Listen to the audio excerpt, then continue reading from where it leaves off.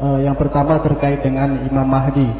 Jadi saya mendapat informasi dari kawan bahwa beliau suatu hari melihat suatu media, ada seorang tengku menyampaikan bahwa Imam Mahdi tersebut telah lahir.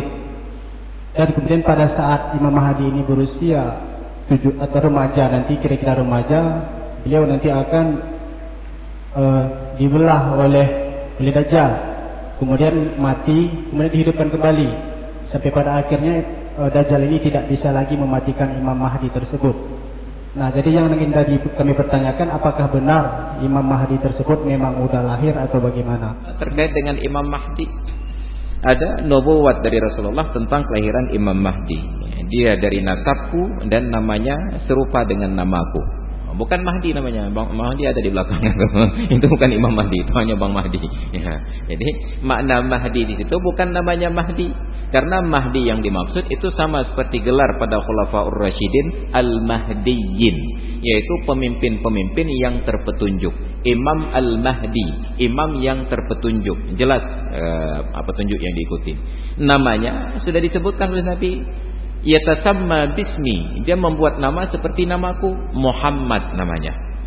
Dan dia dari keturunanku, udah pasti itu para Habib dan Sayyid.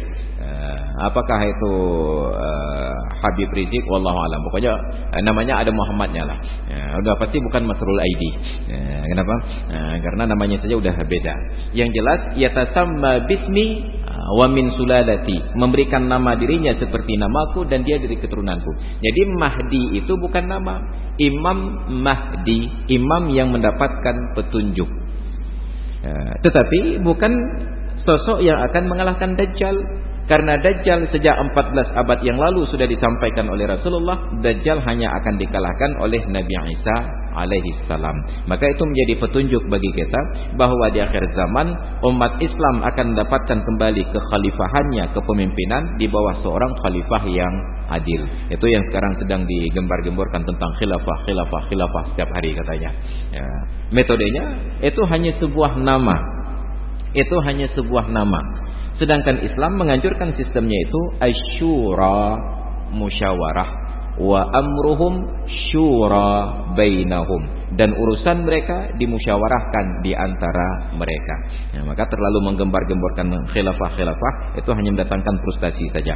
Kita hanya diarahkan untuk bagaimana umat Islam ini bersatu.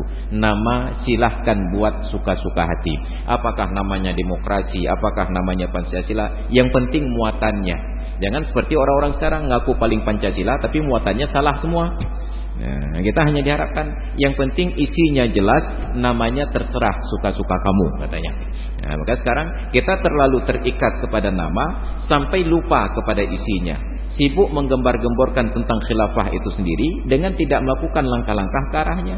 Jangan-jangan Pancasila itu adalah khilafah yang dimaksud. Jangan-jangan. Nah, tapi jangan diambil itu sebagai sebuah kesimpulan. Karena nama akan berbeda dengan sebab perubahan zaman. Nabi tidak pernah ajarkan kita untuk jabatan pemimpin itu apa namanya. Tidak ada. Maka Rasulullah di zaman beliau ketika menjadi khalifah tidak ada sebutan kecuali ya Rasulullah. Di zaman ketika Abu Bakar berkuasa, beliau dipanggil khalifah. Kenapa? Arti dasar dari khalifah adalah pengganti. Ya khalifata Rasulillah, wahai pengganti Rasulullah. Buktinya, setelah Abu Bakar wafat digantikan oleh Sayyidina Umar, Umar tidak dipanggil khalifah. Umar dipanggil ya Amirul Mukminin. Lalu apakah karena perubahan panggilan itu lalu berubah sistem negara?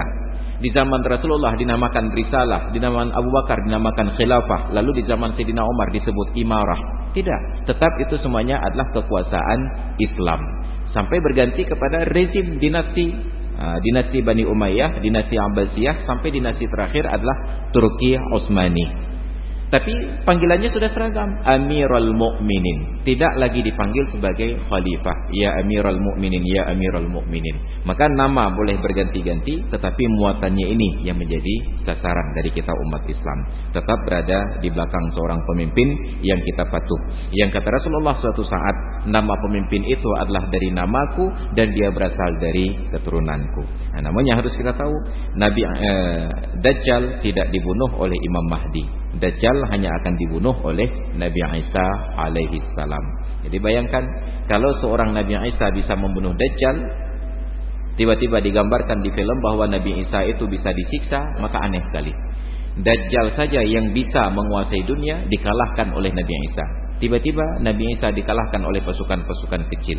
Na'udzubillah. Maka ada kekeliruan dari fakta-fakta sejarah tersebut. Maka kita harus yakin kepada Al-Quran.